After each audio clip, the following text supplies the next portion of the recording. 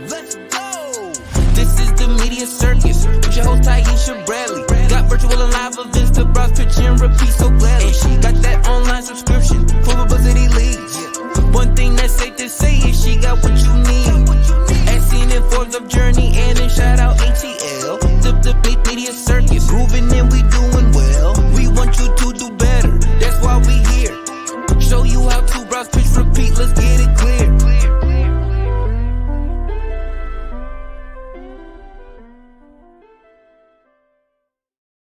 Welcome back to the Media Circus Podcast. I'm your hostess with the mostest, Taiisha Bradley, celebrity publicist. And can you believe it, guys? This is episode 11 of the Media Circus Podcast. And I'm so proud to say that because it has been a struggle, but we're getting better, we're getting stronger, and our guests are getting more and more major. And I'm so excited to introduce you to a major guest today. We have Miss Tanisha LaVergne Grant. She's a multi-award entertainment journalist and broadcast entrepreneur who has single-handedly carved out a career for herself in the competitive space of entertainment journalism, securing placement with the largest tentpoles in Hollywood, including the Oscars, the Golden Globes, the NAACP Images Awards, the Critics' Choice Awards, and so many more.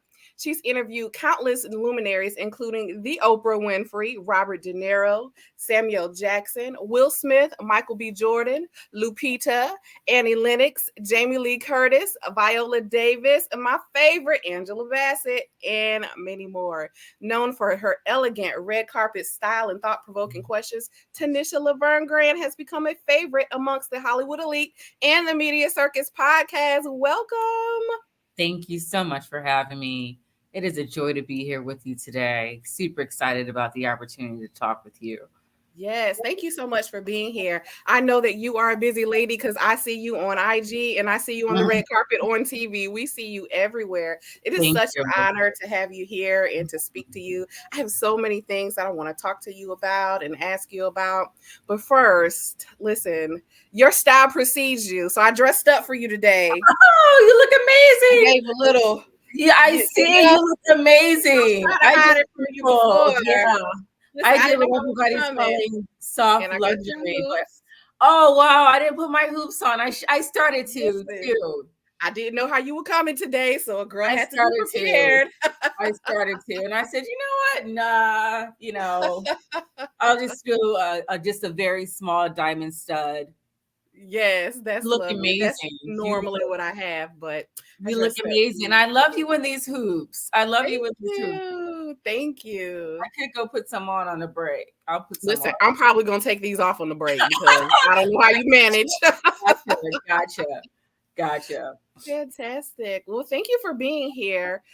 So in a nutshell, how would you say you describe what you do? What is your official media title? Let's start there. My official media title is I am an entertainment journalist. I'm an entertainment journalist and broadcast entrepreneur. So I primarily work independently a lot, which is why the broadcast entrepreneur component exists in my title, because I own all of my interviews, unless, of course, I am on television and doing segments, with the mainstream big media outlet. But when I'm covering red carpets, I curate, all of the content. I hire my own team, and I own all of that IP, all of that intellectual property, and it gives me the opportunity to license that content to other network. One of the networks that I've had the opportunity to work with closely on licensed content to is Arise News out of Lagos, Nigeria, and the UK. I've had a close working relationship with them for a few years now, and they have licensed a lot of my content. So it just goes back to, ownership being key. Content is king, but distribution is queen. So once you have the content, everybody talks a lot about content. But what are you doing with the content? How is the content making you money? Are you able to license the content? Do you know how to license the content? So that's why the broadcast entrepreneur component, again, is really big. But, to my base, to my education, I am a journalist. I am a hard news journalist. I come from a hard news background.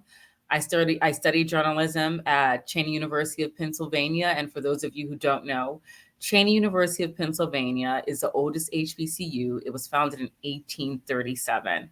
We've had some amazing journalists graduate from there, including the late Emmy Award-winning Ed Bradley, who was an amazing journalist. Amazing. His career started at CBS, at WDAS in Philadelphia, and he went on to have a long career with CBS, and we know him for his work on 60 Minutes. Yes, He legendary. passed away several years ago. And we also had Jim Vance out of DC, who was with NBC for quite some time. He passed as well. But, these are industry giants. These men are and will and have gone down in history as some of the greatest journalists of their generation. And so for them to come from Cheney University, and being able to impress upon students like myself, how important it is to tell story and to take your time telling the story, to add integrity and honor and peace to the story. And I think that's kind of lost today in the clickbait culture where everything is so fast, get out.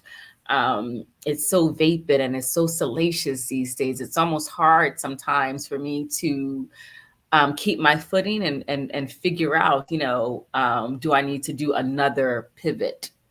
Right. Yes. There's a lot of pivoting going on in the media space. Yeah. And I'm a journalist to my core. Like, I love sitting down with people. I love telling story. I love engaging people. I love speaking with, our thought leaders, icons, those who are, challenging the status quo. A couple nights ago, I had the honor of attending the birthday party for Jason Lee, who is the CEO and founder of Hollywood Unlocked. And this is a man who has made his own way in Hollywood. When big outlets, mainstream outlets were pretty much, closing the door on him or deciding he did not fit, whatever their idea was or is. To be a journalist in the mainstream space, he made his own way. And that's kind of similar to what I did. So he and I are kind of kindred spirits in this whole, entertainment journalist, broadcast entrepreneur, having to go out and create your own pathway to it. But it's still, again, for me, the biggest part is, okay, I really believe that cream always rises to the top.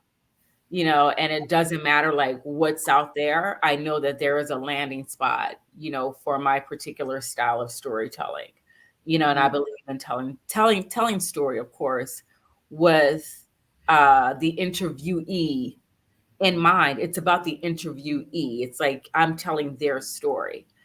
So it's research, it's development, it's watching their movies, it's watching their interviews, it's knowing if they have any sort of 501c3s, charities. It's getting to know the interviewee really from the inside out, and again, I don't know what's happening with journalism today. I'm really interested to see, what's going to take shape.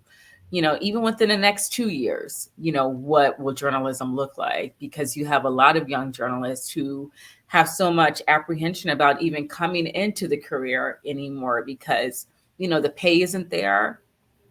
You still have to go from market to market to market to market to market to market.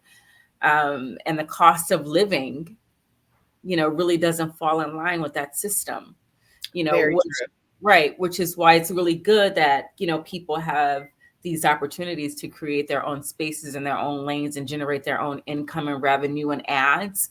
Because, when you are hopping around from station to station and, your rent is at base in Kansas, maybe like, I don't know, $1,600 and you're making $12 an hour as a production assistant. It's really difficult. It's really difficult to make a living that way and to stay happy and to come to work with a level of enthusiasm and dedication. So there's a lot of work that we have to do in journalism still. Definitely. I agree. That's why I commend journalists so much. I've been in PR for over 20 years. And so I've worked closely with journalists, befriended journalists, see the good, the bad, and the ugly. I've been on the side where it seems like, you see these people on TV and they're here, there, and everywhere. And their hair looks great and their outfits look great. But, but then I've also known those people well and know that they're not well paid or compensated for the amount of hours and times. I've seen journalists, literally come from one city to the next, to do a story, and all they have is, their notebook and a camera person. And so they're recording, they're getting there, they're recording, literally sitting in the car, writing notes, editing, like working before they even get back. And like, this is someone who's a morning reporter and it's well into the afternoon. So like, sis, don't you have to be back up at like 0:30 soon? Like the way that media is not just a career, it's a lifestyle. It really is a lifestyle. Work is perpetual. Yes, I really want people to know that. And the media cycle never ends. So there's never any downtime. If anything, there's more uptime. Well, I've learned to take my downtime. That's important. Yes. Because burnout is real. You don't want to burn out. Take your downtime. The whole thing that we're talking about, soft life, health and wellness, work-life balance. No, take your downtime. Take your downtime, because if you don't, this industry will take you down. Yes. It will take you down. You have to say, you know what? When you get a pitch, just be like, you know what, can we revisit this? Let me say this. Not everyone has the same level of freedom that I do, because I work essentially for myself. Yes. Unless, of course, I'm doing freelance opportunities with another network. That's different.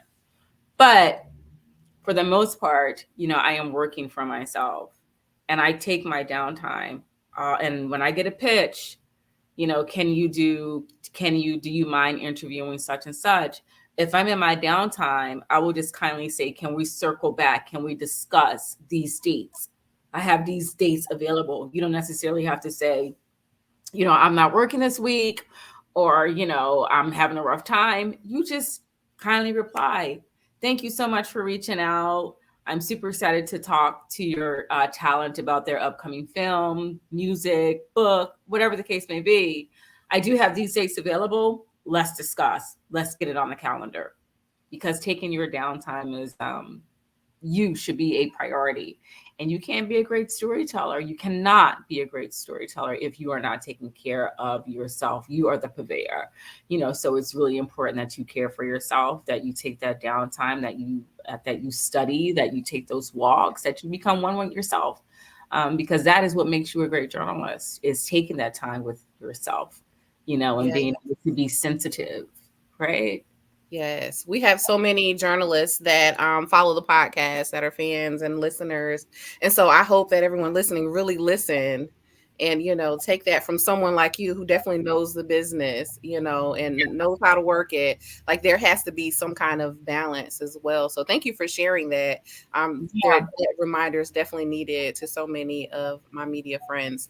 Now, we talked a good bit about stories. You talked about stories. And so we know that you do a lot of interviews and you hear a lot of stories and you tell a lot of stories. Can you please talk to us about what makes a good story?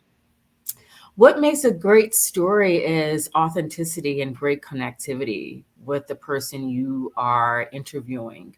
Research and development is key. If you are a lifelong learner, when you get to the interview, let's just say you're interviewing somebody like Lawrence Fishburne, right? You should already be aware of his body of work. You should already have seen Apocalypse Now. And you should know that one of his early films was Cornbread Earl and Me. Having a great interview really is about the knowing. How much do you know about this particular talent? How much do you know about their work? How much do you do research and development? And research and development is every day. Every day you're doing research and development. I don't care if you're just taking, a walk, or if you go to a wine tasting. I just did a hike up in Malibu, and let's just say, for example, I get into an interview with Gwyneth Paltrow and she starts talking about, wine. I'm like, oh my God, have you ever tried the Malibu wine hike? And that's part of an organic conversation. You want to have healthy and organic conversations. And the way that you do that is to live your craft. You're constantly watching, movies that you wouldn't ordinarily watch. Watch some of, Alfred Hitchcock, Birds, watch Barton Fink, some of these earlier movies, sit down and study. If you have not gone to J school, and by J school, I mean journalism school, if you have not studied journalism, Google a journalism masterclass. I live in Los Angeles. I live downtown, not too far from USC. As a part of my continuing education, I am always at a USC journalism workshop. Some of them are open to the public. I'm like, oh, okay, cool. I don't have to pay this USC graduate tuition. I can just sit here and take this workshop, with the fellow students. So it's like you have to be a lifelong learner. Being a great journalist is being a lifetime learner. That is the anatomy of a great story. That is the anatomy of a great interview, is constantly being aware. I mean, there's a bookcase behind me. Books. What are you reading? The more you read, the more you increase your vocabulary, right? Vocabulary is key, right? The more you read, the more you increase your vocabulary. The more you read, you become a better storyteller, right? And you have conversation pieces. If someone says, oh, I just read so-and-so, can you say me too? Oh, I just read that too. Right. Yes. Those stories, the communication is the key. Yeah. Right. Those are great tips for those who are going to be telling stories like you. Now, for my entrepreneurs, which is predominantly my podcast, right? And so we would like to be featured in the media, have our stories told. What do you consider a good story? Like if I was pitching something to you, pitching a story idea to you, what would be the elements that would make you say, that's interesting, or that's not interesting, or let me think about it, or definite no? Like, what are those elements that we should be thinking of when we're pitching our stories to journalists? Well, it depends on the type of journalist. So, I'm an entertainment journalist. My space is entertainment news. It's television, film. So if you're pitching me a story about a doctor or something happening, overseas, you're pitching the wrong journalist. If you're pitching me what's happening in the economy, you're pitching the wrong journalist. If you say, oh, there's this young actress who's, coming out of DC and, she has aspirations to do X, Y, and Z. Now I'm interested. Now I'm really interested because I also like to follow the careers of people. I love archive footage. I have this wonderful interview that I did with a young Ethan Hutch who played Blue in Queen Sugar. He was about 7 years old, and now he's probably, I think he's like 14. Is he? With the baby. Exactly. So to have this interview of him when he was just he wasn't even 7. Because he didn't have any teeth. He had just didn't. So that's around a tooth, like 6 or 6. Yeah. So to have that interview for me is gold. Gold.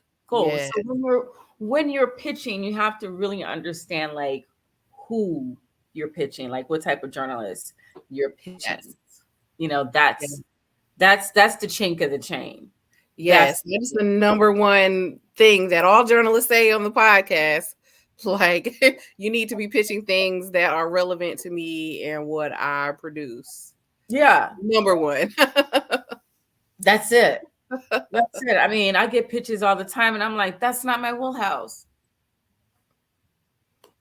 Yes. But I get it. Right. And that's why this podcast exists because I want to help people have at least the minimum foundation of, what pitching is, what the house rules are, what those common courtesies are, so that they have the opportunity to actually be heard and like get through, and that so that you all are not bombarded with, hundreds and thousands of emails that are off pitch, off centered, not helpful at all.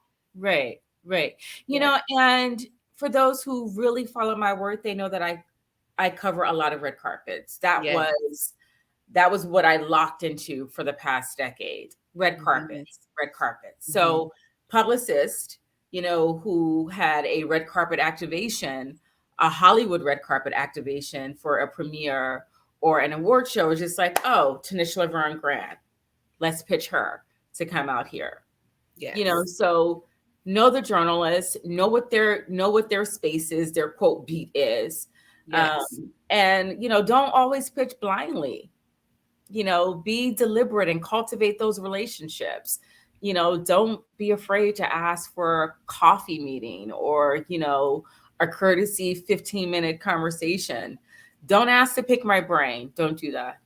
Oh yeah. I think everybody's over that, being done to them, doing it to other people. It's very old.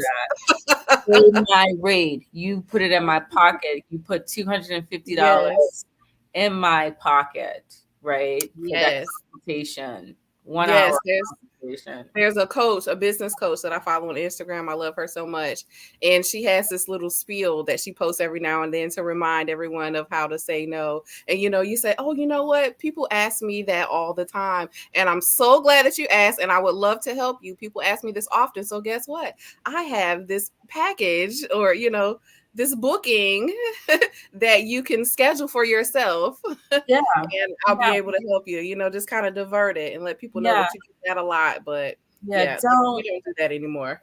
Don't insult people by asking them to pick their brains. Don't do that. Yes. So you talked about cultivating a relationship with journalists, and that's something that I'm very big on. I will say that, I've been following you for a long time and, watching your posts and everything.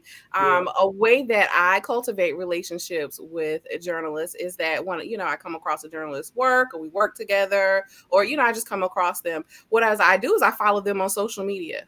And so then I don't have any kind of plan after that. I just follow them on social. And then if I naturally, organically see your post and like it, or it's funny, or I want to say something, like I just do. And I let it kind of naturally happen. Then I start to feel like I kind of know her, or she's funny, or she talks to me, and it kind of brings that barrier down. So then when I do send the message, like to you, it's not the very first time that I've ever sent something to you or like, something that you've shared. And so building a rapport with journalists, I feel like it's just that easy, but I don't like the force kind of thing because you all can like spot it a mile away. We live in such a delicate time, we live in such a delicate time with this social media thing, right? Because social media, does create this, this synthetic idea of a relationship, right? But you really don't know that person. Social media, it really is about, you're showing your best work, you're trying to make business contacts. Like it still really is like a business, And so like I pitch, like right now I'm in the process of pitching for television appearances, getting ready for fall. And so I am constantly pitching. And, some producers I follow on social media, I may drop them a DM and be like, just saw your last interview, just saw this particular segment, really great. Some of them may reply back. Most of them do not. But you don't harass, you don't keep harassing people, but you do the light engage like you do. You engage them on social, you like their posts, you put a comment down, but it really is important to do a pitch to me, see how that works. Like, hello, Good day. I hope this memo finds you in the greatest of spirits today. I know that you're the producer of X, Y, and Z show, wondering if you had the opportunity for a 15-minute coffee. Simple. If they respond, great. If they don't, follow up again in another, 60 days. But, you have to keep going. You have to keep pitching, but you just can't don't browbeat. Yes. Like, Right. Yes. Don't browbeat, because you have to be consistent. Yes, definitely. That's a great Yeah, tip. because people The way do that we get busy, right? People do get really busy. Don't take it personal. Like, don't do that. Don't take it personal. But Yes. just follow up. Lightly following up here, softly following up. Get Softly into following up. I like that. Softly follow up. yeah, and tell them that this is a soft follow up. Say it. Write it. This is a soft follow up. This was a soft follow up. I like that. I'm going to try that and see what that is. That's no pressure. Exactly. Awesome. Exactly, because nobody wants to feel like, you're an albatross Right. on their neck, like, oh God, and get into the rooms. Yes, get into the rooms. How do you recommend people get into the rooms? I have so many people, everyone wants to get to this TV, right? It's the ultimate goal. What are some suggestions, ways that people who would like to make their way in front of producers, directors, distributors, what are things that they could be doing right now in their career to get in the rooms or set themselves up for success when they are in the room? Okay, so everybody on social loves to show that they're at an event. Everybody's, I'm here, I'm everywhere, you're never there. But before I get in a room, I say to myself, what is your why? What is your why? Like, what are you going for when you get in a particular room? And one thing I did when I first started, when the idea came to me that I wanted to return to journalism, but I wanted to return to journalism in the entertainment space via red carpet opportunities. I started attending all of the film festivals, and I just locked in on how those red carpets were ran, who was running the red carpets, how long the red carpets activated for. And I learned who those publicists were on those red carpets. And I started pitching those publicists so that I can cover those red carpets. If you're not coming in as a journalist just yet, you're just coming in as a voyeur of sorts to kind of understand the landscape, it really is important to attend film festivals. Everybody's at the film festivals. Distributors are at the film festivals. Actors are at the film festivals. Actors are always looking for press. Actors are always looking for an opportunity to talk about their careers and what they have coming down the pipeline, especially emerging talent, because NBC is not really interested in talking to an emerging talent right now, but you are. Right. Yes. You are. So identify emerging talent, those fresh faces, those young directors, those young actors, those young producers, and say, hey, I have a podcast, or can we do Instagram Live? I saw your independent film. But when you go into a room, before you even get into the room, you identify your why. Outside of the photo op that you want to post on Instagram for clout, what's the long-term why to move your career path forward? Can you give us some examples of some of your whys that you consider before you go into a room? Yeah, some of the whys that I consider before I go into the room is I identify like 4 people that I want to network with, that I want to meet and introduce myself to. So that becomes like my why. That way I'm not at the event kind of, like a fish out of water, just kind of flopping around, running around the event. No, I identify my 4 people, sometimes 5, like my top 5. And I focus on those people. For example, earlier this year, I covered the 95th Academy Awards, the first year that they had the champagne carpet. Really, really great event. It is my favorite event to cover. It closes out award season for me. And I wanted to meet the president of ABC, Kim Godwin. And I worked with Kim Godwin when I was a young intern and editor at NBC 10 in Philadelphia. One of my former colleagues, Velvet Allen, DM'd me and was just like, Kim is at the Oscars. Make sure you meet her, make sure you get in her face. And so at the let out, I just casually sat down, had my coffee, and the let out, of course, is when everybody is leaving the Oscars. And so I just casually took a seat and I said, okay, I'm just going to sit here and see if she comes out. And lo and behold, she came out. We talked about, my early days at NBC 10 in Philadelphia when she was an assistant news director. So we're talking about the mid 90s, which was amazing because Kim Godwin was one of the very first young African-American women directors in television news in Philadelphia, which is the fourth largest market in the industry. And she's an HBCU alum, FAMU. So it was great to be under her leadership. And so to have this full circle moment with her at this year's Academy Awards was just bar none.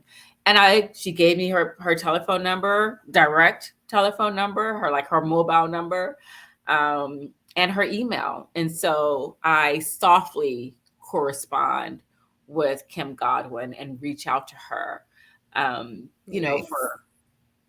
for allyship, nurture those opportunities. Another why I have, of course, is, all right, so once I identify, my top 5 or my 4 people that I want to, see when I'm at the Oscars, okay, I need about 4 solid photo ops too, right? And these photo ops are good because they go into my media kit.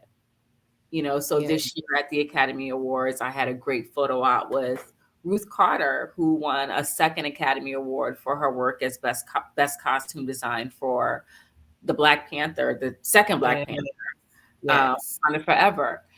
So great photo op. So I see Kim Godwin, I take a photo with her. I see Ruth Carter, I have a photo with her. I see, oh my goodness, Ryan Coogler, the director of Black Panther, photo op with him.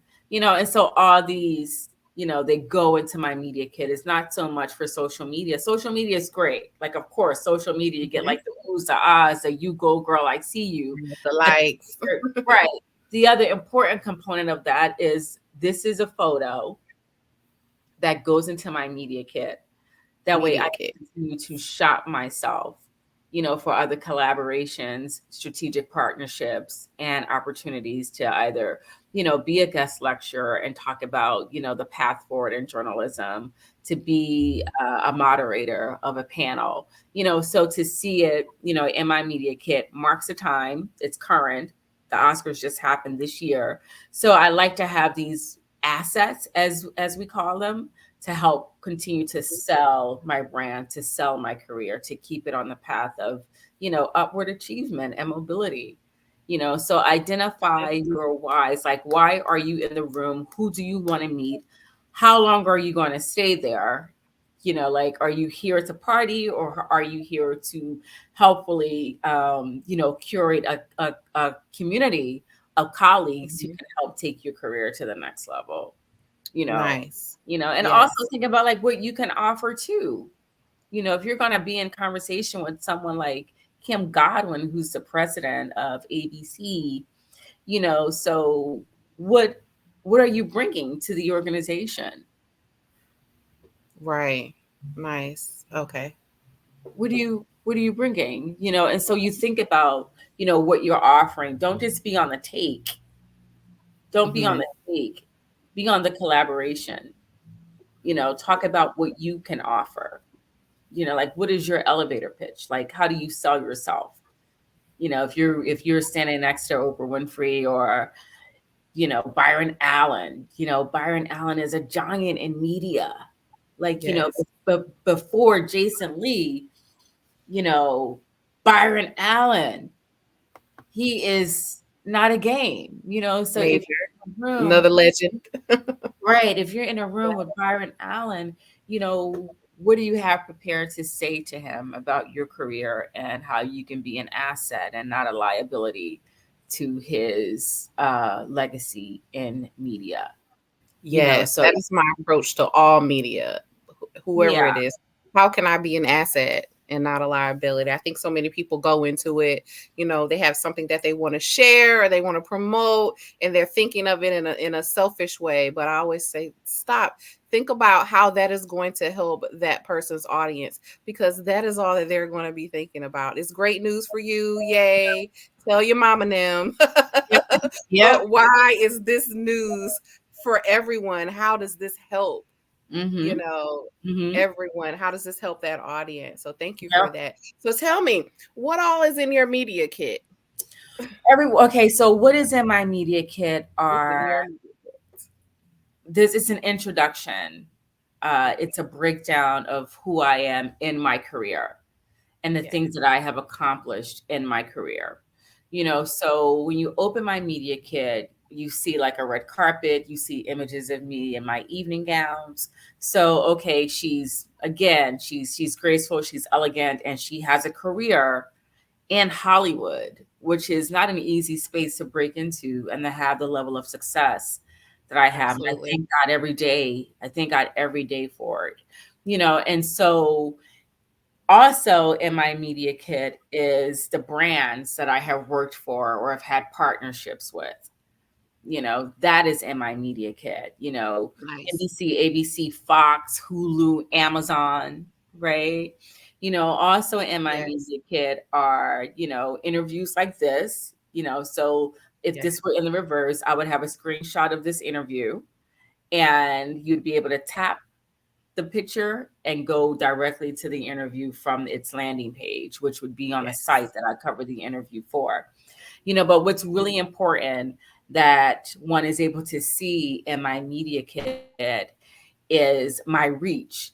So not only do I cover entertainment news in Hollywood, right? So you get to see all of my assets from the Golden Globes, from the Academy Awards, you know, the Critics' Choice Awards, the celebration of Black cinema. You know, it shows that I work in this space and I'm able to work in this space consistently at a high level because I have relationships with big PR firms. And that's really critical. Really, really, really, really critical to have great relationships with the large PR firms like Slate, Rubenstein, Mhm. Sunshine Sachs, and it's really important to turn your work into those publicists. That's how you stay on their press list. That's how you continue to get the media invites. And I'm talking to those who are working as the entrepreneur Yes. because you're doing all this for yourself. When you're working or freelancing for another outlet, there's an editor who is going to do that for you and they will assign you. But because, you Yes. know, I'm doing the whole kit and caboodle by myself, I'm doing it all, you know, and so it's really important for me to turn my work in on time and have my work be competitive, just as competitive as if you were watching an interview on Access Hollywood, Entertainment Tonight, or E. You know, so Nice. you see that in my Yeah. media. I thought I sent you my media kit. Did you see it, or are you just asking for the I'm interview? asking for everyone who's listening who might not know what a media kit is or is Right, curious about some of the things that people have in media kits in real life and not just what I tell them. right, right. So also, I try and keep my media kit. I try to show a little bit of the history of Mhm. of my work and also how current it is. So Yeah. at this year's Oscars, I had a great interview in the media room with Jamie Lee Curtis. I opened the floor when she came in. I was the first journalist that Yeah. organizers tapped to ask I a watched question that for her. today. Oh, thank you. So that interview, of course, is in my media kit because number one, it shows that I'm at the Oscars, that I have a great relationship with the Academy, that I can engage, you know, A-list actors, A-list talent, you know, in a media room in a very, you know, Yes. thought-provoking, fully engaged interview. It shows that, which is really important, and it shows the reach.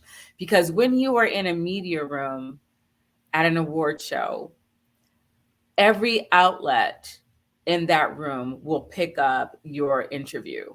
So not only did that interview, my question ran on the sites that I cover for, but it also ran on Variety because they had a feed, Hollywood Reporter because they had a feed, Entertainment Tonight because they had a feed. And when you think about all of the other media tentacles that those big outlets have, their television station, their YouTube channel, their online, Twitter, the Jamie Lee interview, the question that I did with Jamie, just, and that's what you want, you know? So it shows my reach. So that's the most important. Those are the most important components of my media kit is the activations that I've been able to cover, you know, how high the tempos are, the relationships that I have with the publicists to be able to, for them to include me and my brand, you know, in that activation. So it shows the relationships and the consistency, and my reach, you know, that's the most important, you know, and of course, right. And of course it shows, you know, some of the big name actors that I've had the opportunity to engage with also, which is really huge as well. Yes. Great. Thank you so much for sharing that. You know, it's one thing to teach people and tell them, you know, this is what you need and these are the things that go in it. And, you know, they're like, okay, well, I have this, I have that. I'll work on that. What I don't know, listen to me. I know what you need. And you've covered so many of those things, you know, like the reach and like some of your work, how people want to see how you present on camera, you know, before they even consider you. So to my listeners and my followers, and people who I coach, listen, I'm telling you about this media kit. Yeah, it's serious. So I have a page that says, you know, United States, US, you know, so it shows the things, the outlets that I've covered for in the US. Then it also has global reach, you know, so under my US reach, I have, you know, Pix 11 News, New York. I contribute to Pix 11. So it'll have, you know, my recent, you know, in studio interviews that I've done as a contributor to Pix 11. You know, so it'll be a screenshot of me sitting on their lovely cream couch that I love, talking to talent. You tap it, you know, and it'll say in the media kit, please tap photo for an interactive experience. So you tap the photo, it'll take you right to the interview. Then another page will say global reach, you know, and for my global reach, it has Good Morning Britain. I've done a couple segments with Good Morning Britain, which is really huge. It's a British version of Good Morning America, you know, so there's a focus there. I've been on air in Lagos with Arise News. So we have the United States, we have Britain, and we have Africa, you know, so it shows that I have a global reach. Wow, that is so powerful. Right. You know, my work is not here in the United States. There's also visibility in these other countries. And that's important too, because the goal is to have a global presence, to be a global storyteller. Yes, a global presence. Did you hear that, guys? I hope that you all are taking plenty of notes. I will be re-listening and taking my own notes. This is so good. And you're dropping gems for people who are journalists, for entrepreneurs, for publicists. Like, listen, you are covering everyone, Tanisha. We are being blessed by this, but we're going to take a quick break and I'm going to play a little ad to support the podcast, and then we're going to be back. And I would like to talk to you a little about the Hollywood strikes that are going on, help people understand like what that even is, because a lot of people don't even understand what that is. And then I would like to have some fun red carpet chit chat talk moments with you to close out. Is that okay? All right, we're going to go to break, and we will be back. All right. Looking to show some love for the Media Circus Podcast with Taiisha Bradley, celebrity publicist? Here's how. Hit that subscribe button to stay up to date on all the latest episodes. Leave a review and share your media wins for a chance to be featured on the show. And by subscribing to Media Circus Publicity Leads on Patreon, you can support the podcast and get instant access to publicity opportunities for TV, magazines, major blogs, podcasts, and even red carpet events. So what are you waiting for? Show your support for Taiisha Bradley and the Media Circus Podcast today.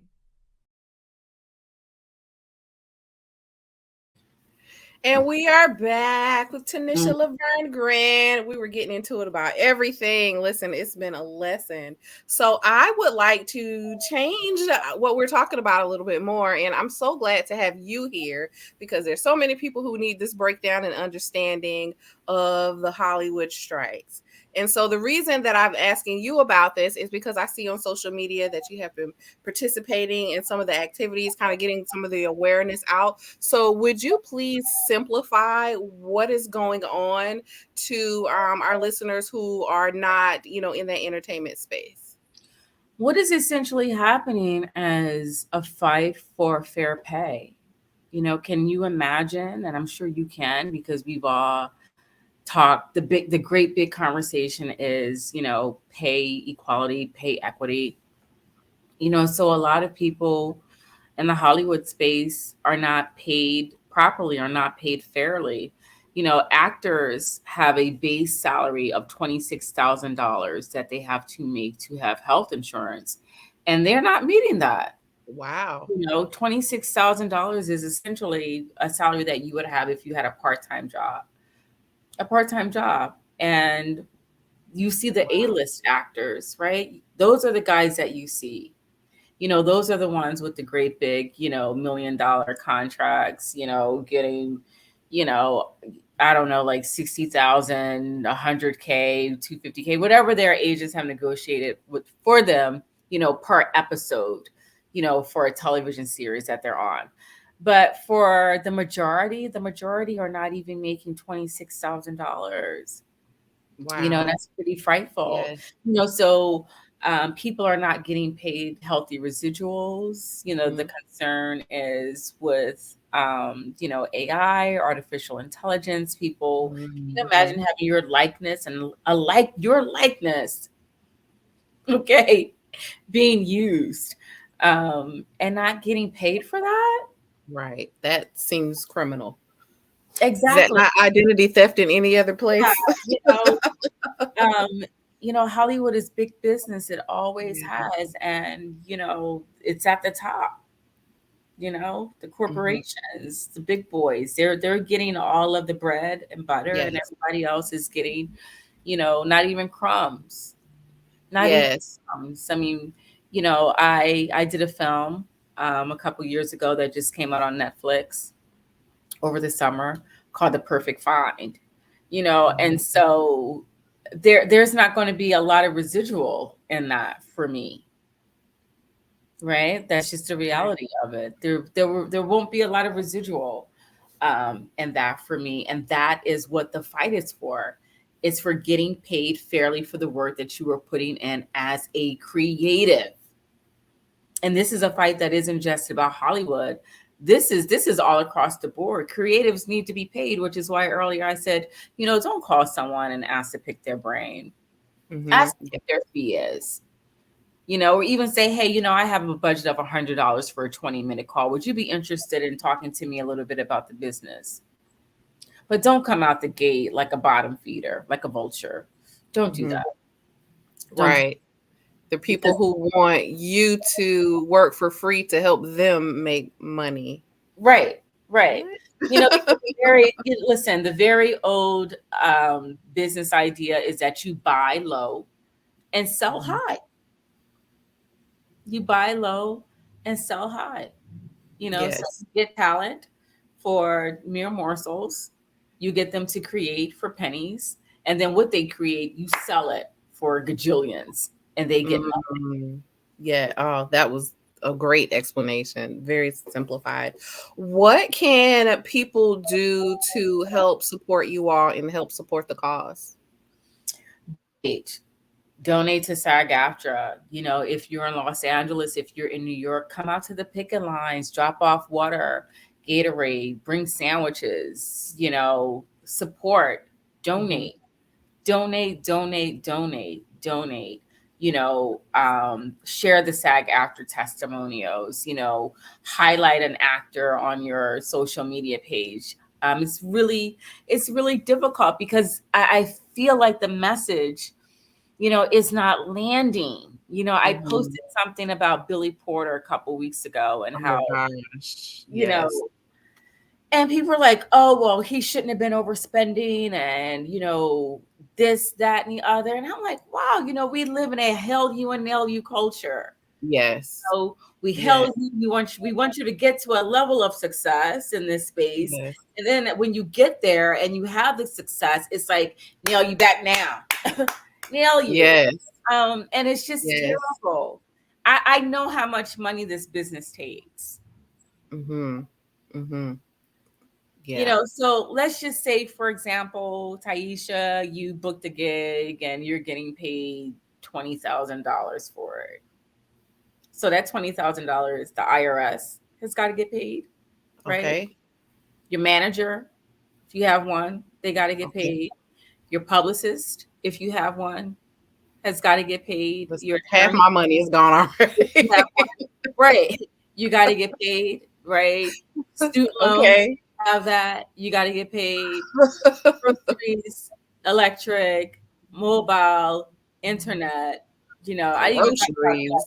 Groceries and rent. Groceries, Children. right?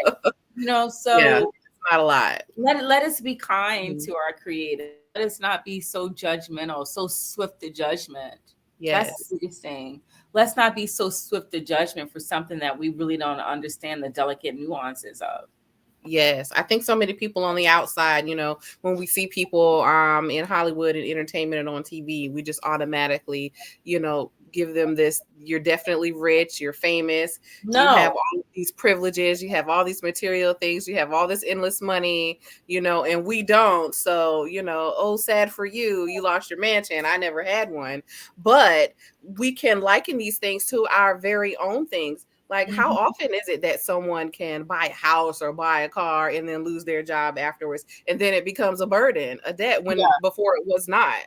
yeah, So, we just have to scale it, yeah, we're going through yeah, the same things just on a different scale, yeah. but it's still just as traumatic and impactful.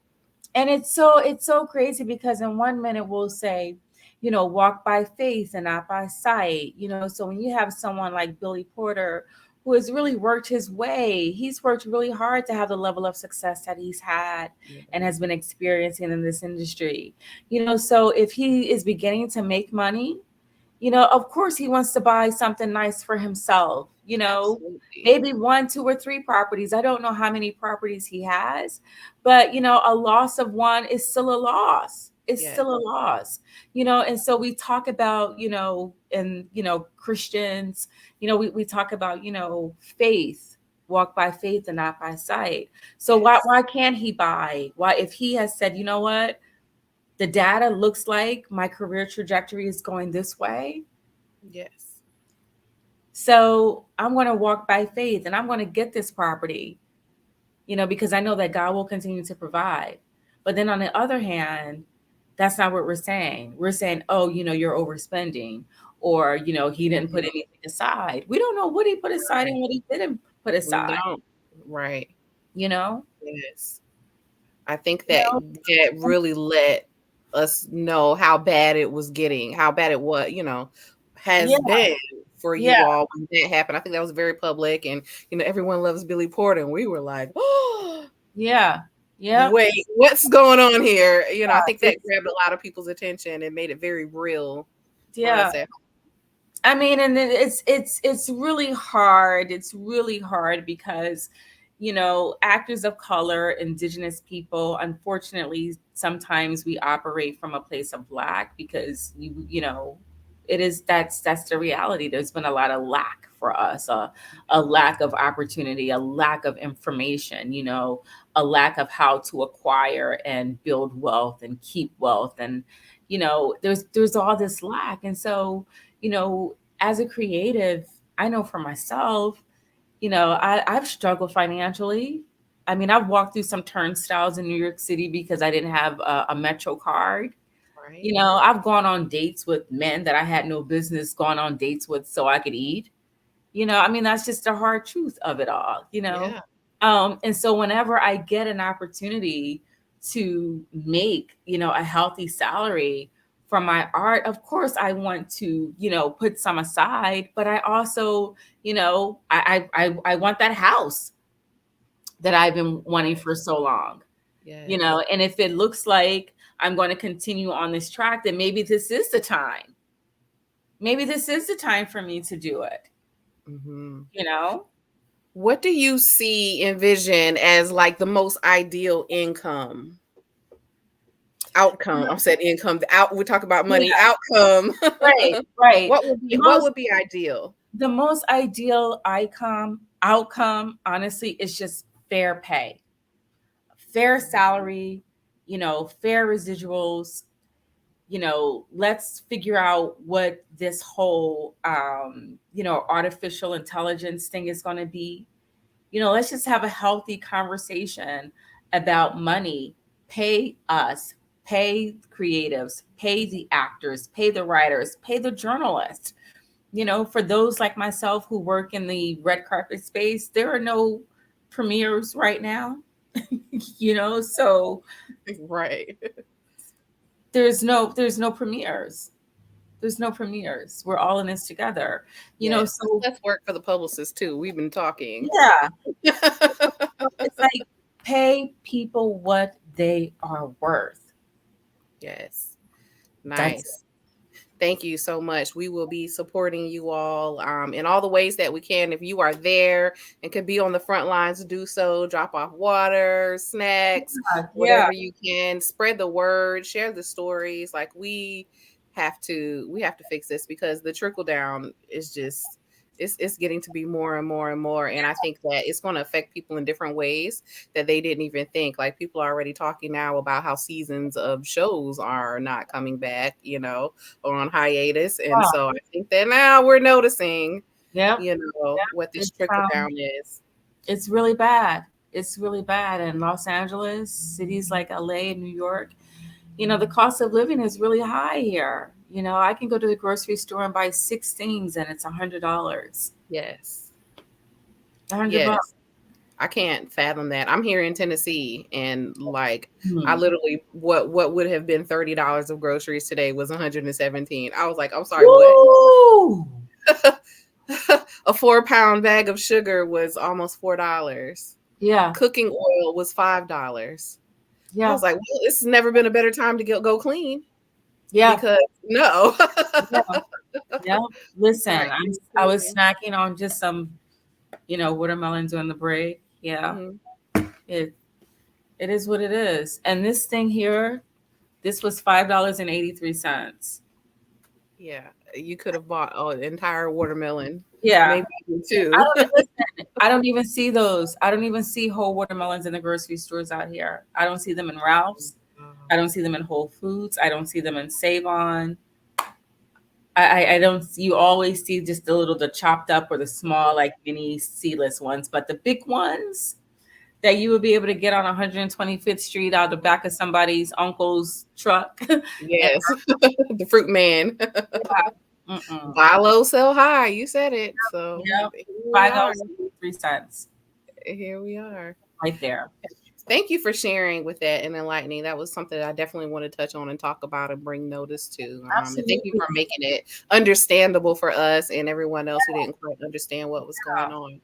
And let's have some compassion. Let's have some compassion. Yes. Definitely. We need it all over. There's a lot going on everywhere. Yeah. So I would like to talk to you some more about red carpet things. So I had the opportunity to work a red carpet as a publicist last year for the Dove Awards.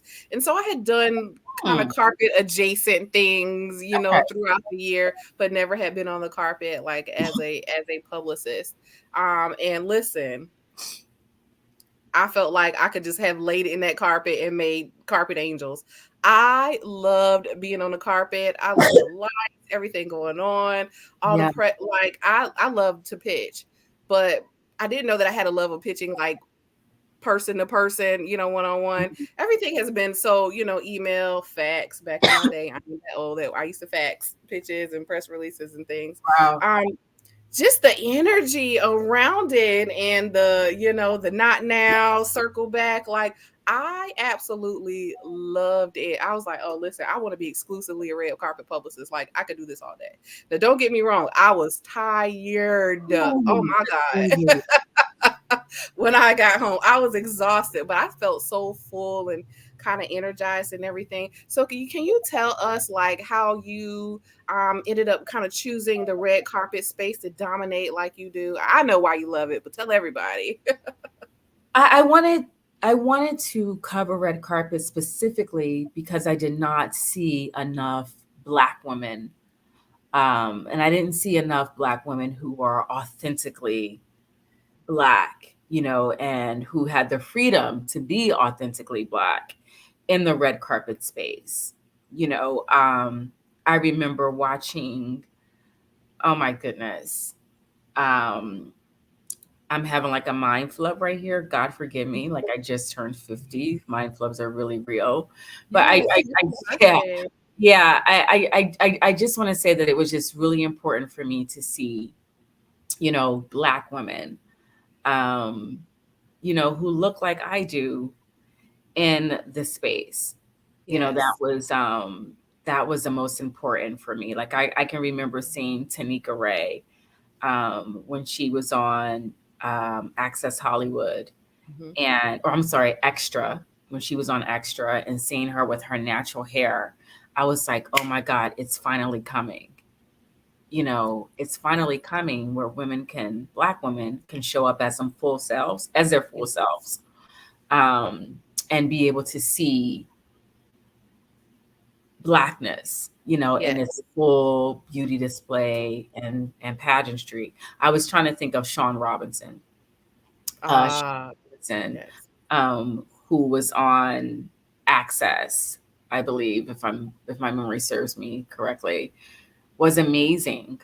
And I was just like, wow, Black women, in entertainment news, covering red carpets.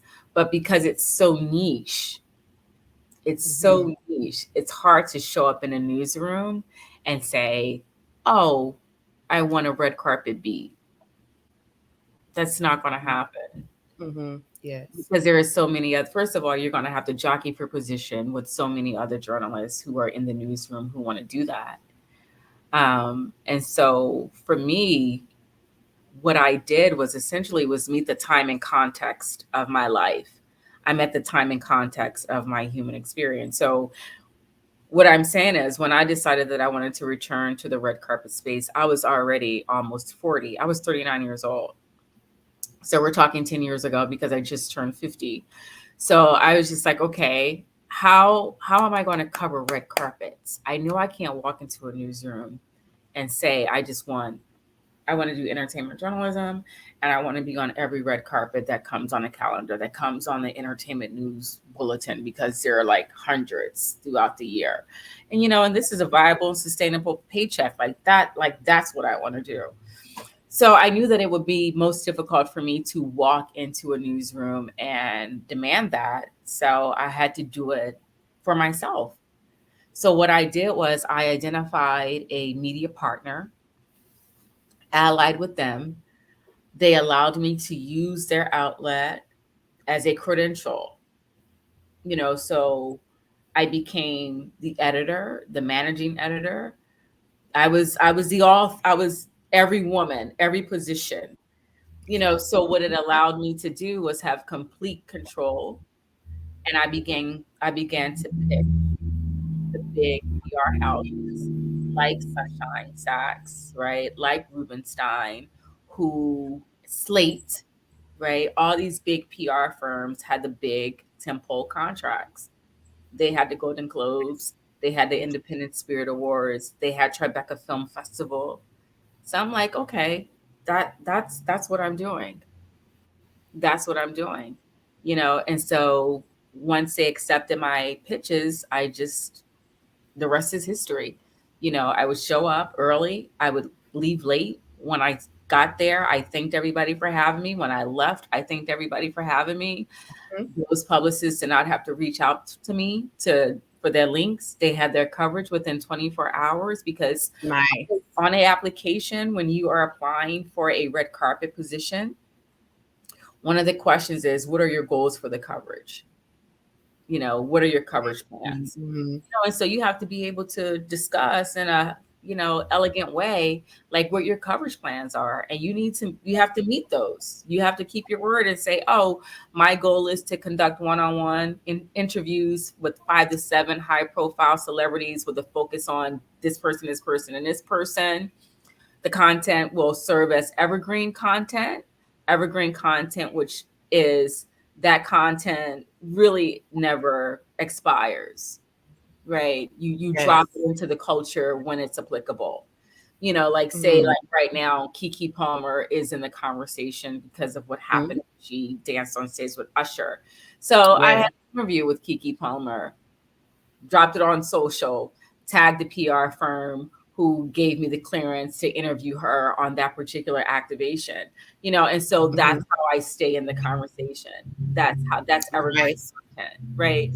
Yes. If say, in addition to evergreen content, I'm going to turn this story around in 24 to 48 hours and you'll get the link. That means I'm going to do a post story, and it'll say Keke Palmer, has 5 things that she wants to say to young actresses. So that's the story. Or Keke Palmer attends, Tribeca Film Festival. Because the goal is to have the activation that the PR firm is facilitating in the story headline. Yes.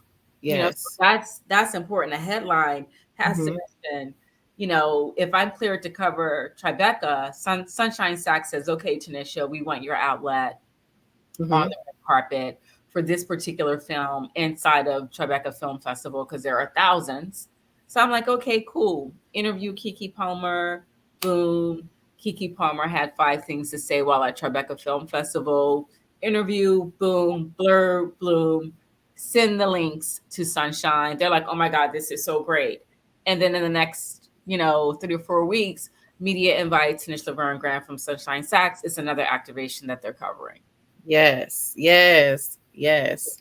They return to like your work, and they return to you. Yeah. And you get even more opportunities. Right. Turn the work in. Follow the rules and guidelines set forth. Follow the rules and guidelines. That's really important.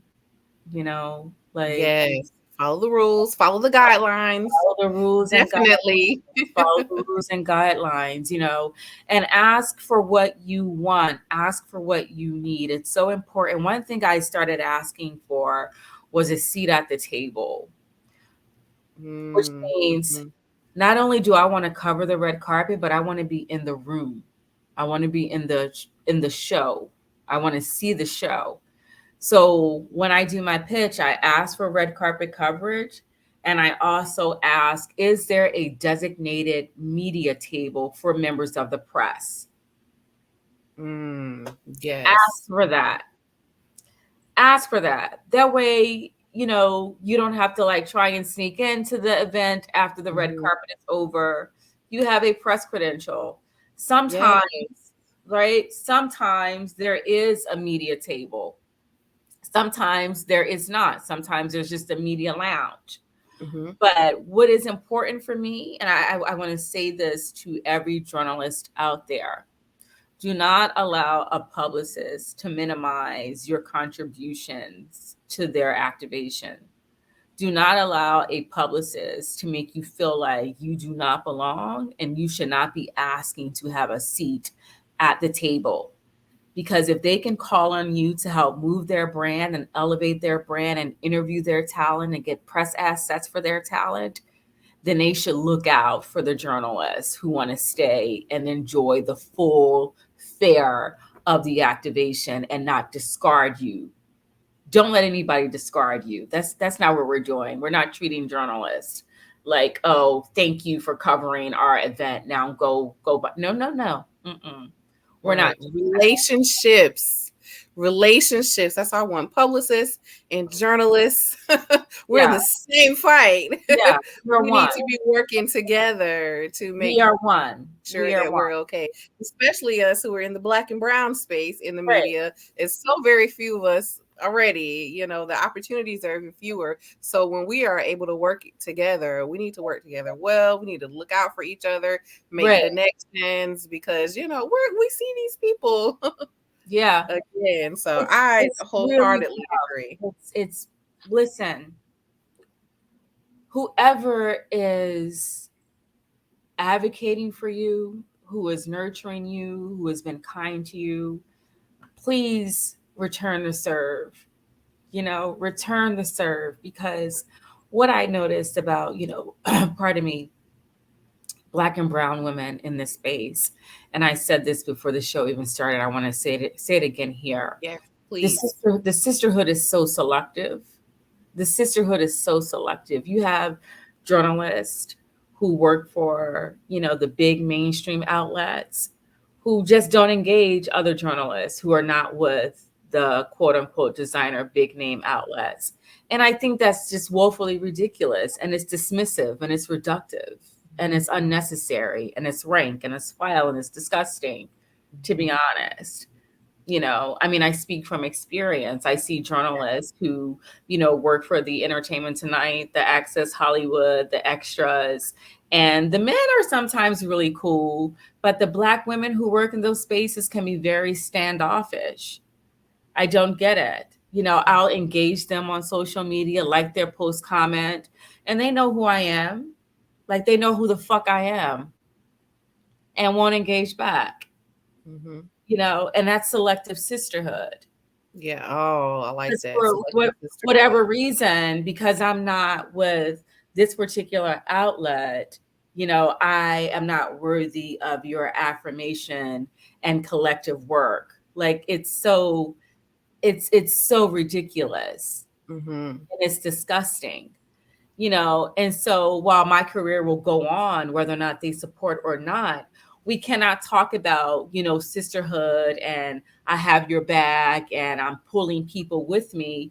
No, you're not pulling anybody up. You're pulling people who you see as your equal. You're affirming people who you think are on your level. Mm-hmm. But anybody who you believe is not on your level, you're not engaging them, in social media, where that matters too, right? Because that helps move the algorithm. Right. Yes. We need to do better. We do need to do better. And we need Black talent. I need you to post more of those interviews with Black journalists, with Black media outlets, with the same level of enthusiasm that you post your NBC assets, your ABC assets, your Good Day LA assets. Agreed. Yeah.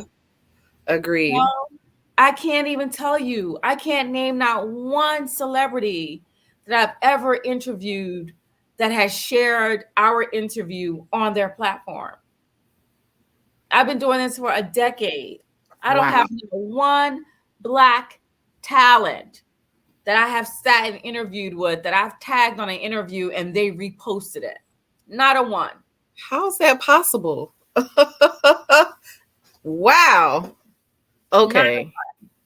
It's problematic. Why is that? Problematic. Because the call letters are not there. But then we talk about supporting Black media and supporting Black journalists. Yeah. Y'all are full of shit. Y'all are really full of shit. And it's disgusting. Yeah. It's disgusting. What can we do to do better? Where can we start? You know what? I don't even know if there's an answer for it, because the answer, people are not moving with the answer, because the answer is sharing. The answer is collective work. The answer is, supporting one another, right? Supporting each other of every career level. There have been publicists that I'm so grateful for that have supported me at every career level. Support me regardless of to what outlet that I'm covering for. But I guess, because again, back to what I was saying was we operate from a place of lack. We're holding our stuff so close to the chest. Like we're so afraid, somebody's going to take our position. Right. Because we feel like we have very little already. Yeah.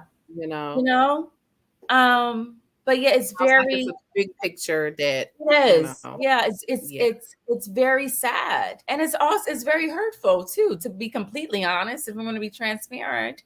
It's like, well, okay, so I'm on a press line with you guys. I see you all. It's a very small community of Black entertainment journalists that are covering red carpets. We see each other all the time.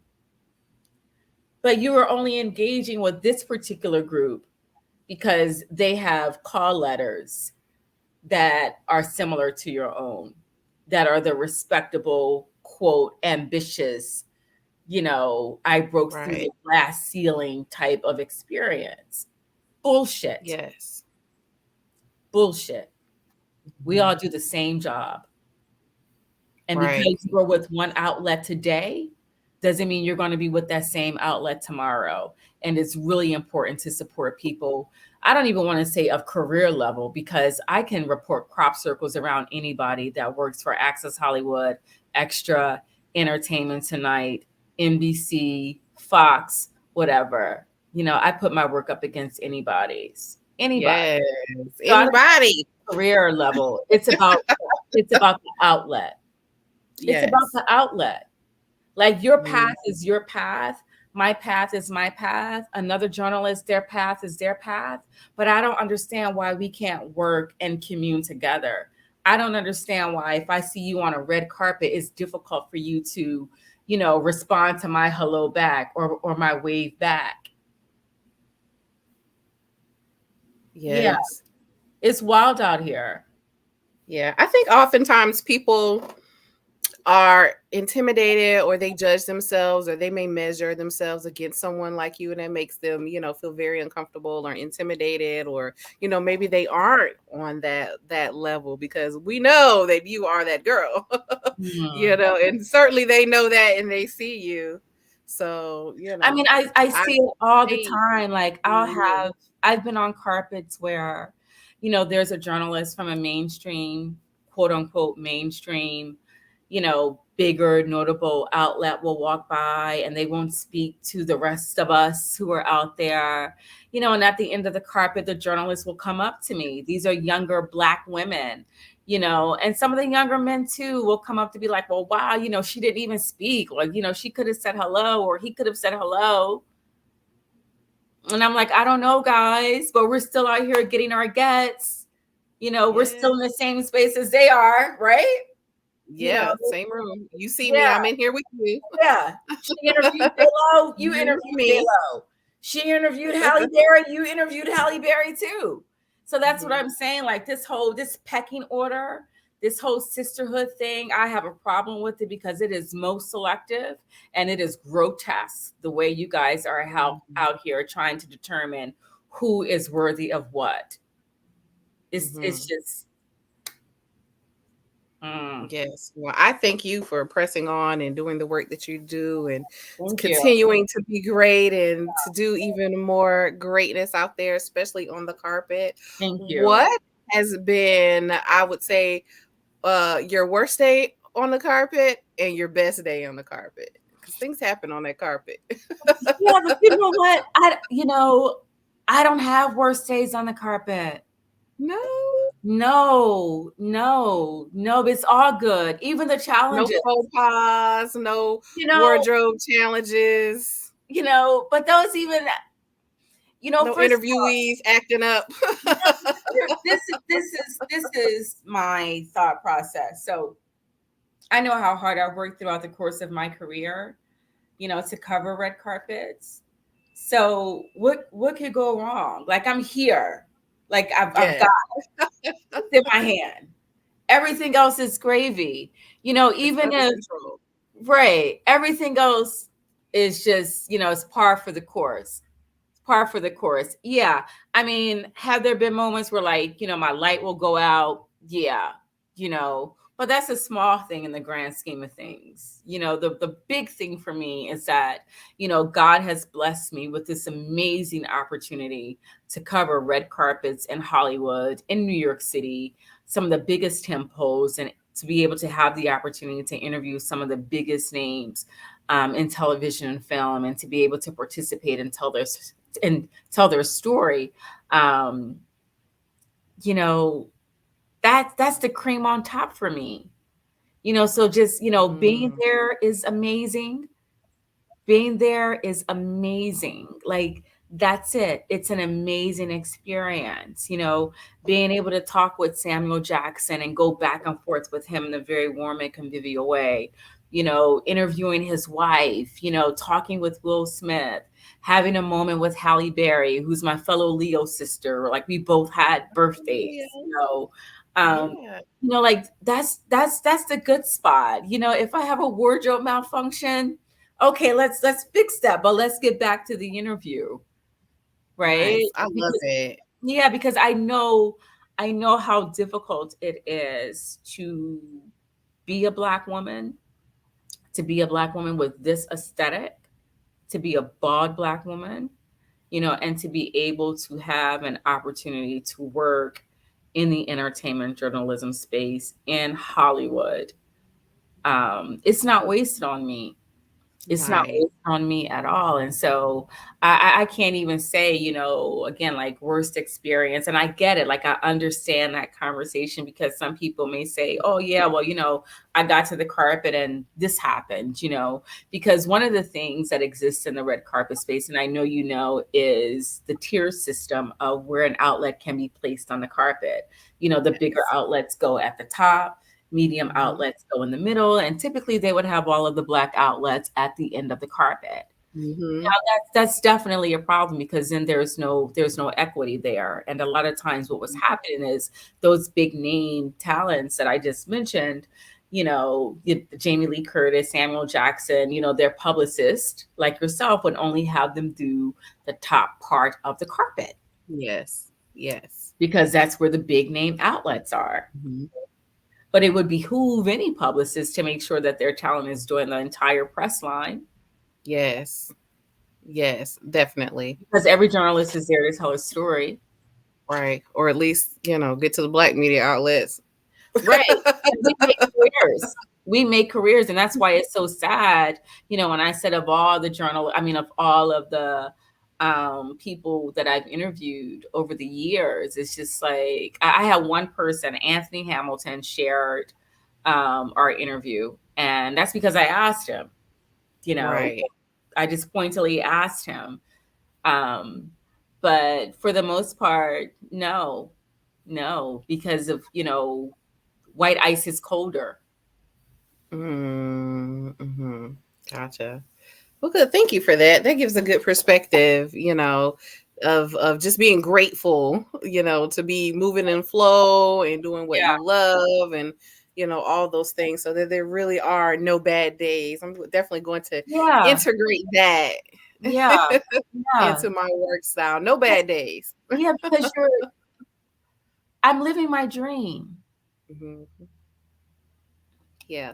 I think so many of us are, but it isn't exactly how we dreamt it. So we aren't realizing it, I wouldn't say that I thought that I was living in my dream just yet, but, I work for myself, and, I kind of come and go as I please. And, I'm doing fun things and creative things. And that is the dream, because when I was sitting in an office, doing a 9 to 5, having to ask to go to the doctor or to use my phone, my dream was to be on my own time, to be working for myself, and, and so just because I'm not in my mansion and doing it yet does not mean that I'm not already living in my dream and other people's dreams. Yeah. We're all transformative. That's the beauty of life. And that's why I was speaking to the whole, selective sisterhood. We're all transformative, and you don't know where people are going to be from one level of their life to the next. So treat everybody fairly, treat everybody with, speak with a level of joy when you see people, because you don't know. Yes. You don't know. And you show yourself already. You show yourself, right? You show yourself from a very low vibration when you're being selective, about who you think is worthy of your camaraderie, worthy of your friendship, worthy of, you taking notice of them, Yes. We're all in this.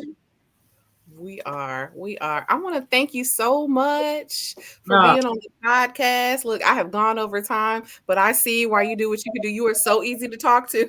Oh, bless you. Thank you. Thank you. I really thank you so much for being here. And happy belated birthday. I saw your photos on Instagram. It was fabulous. I knew that it was. I made sure that I watched Instagram. Thank you for the invitation to come to your party. I wish I could have, but listen, next year. Yeah. Different space. Yeah. Circle back. Yeah. Back and run it how you run it. I don't believe in edits. I speak from my heart. I speak the truth. I speak my truth, and it is what it is. We need to do better with the sisterhood, you guys. We do. And there are other HBCUs besides Spelman, Morehouse, and Howard. Yes, listen, definitely.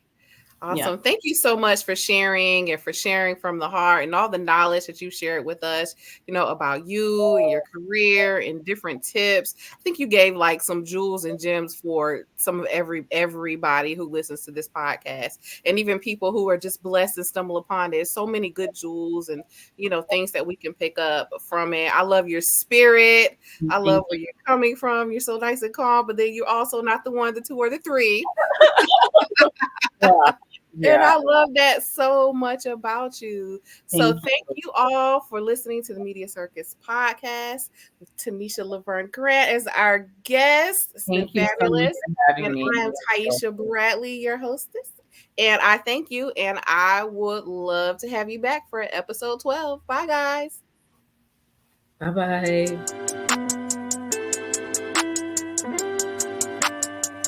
Let's go! This is the Media Circus with your host Taiisha Bradley. Got virtual and live events to browse, pitch, and repeat so gladly. And she got that online subscription for publicity leads. One thing that's safe to say is she got what you need. This is the Media Circus.